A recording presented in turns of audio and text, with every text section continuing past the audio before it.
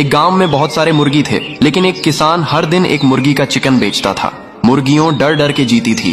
हर मुर्गी जानती थी कि एक दिन उसका भी टाइम आएगा। एक दिन एक मुर्गी एक अंडा देती है, फिर उसमें से चूजा निकलता है। मुर्गी को डर था कि एक दिन उसके बच्चे को भी मार देगा, इसलिए रात के अंधेरे में मुर्गी चूजे को जंगल छोड़ आती है। चूजा चलते हुए सुबह एक कबूतर के पास पहुंच जाता है और कबूतर चूजा को अपने घोंसले में रख लेती हैं। मुर्गी अपने बच्चे की याद करके रो रही होती है। फिर लाइक सब्सक्राइब नहीं किया।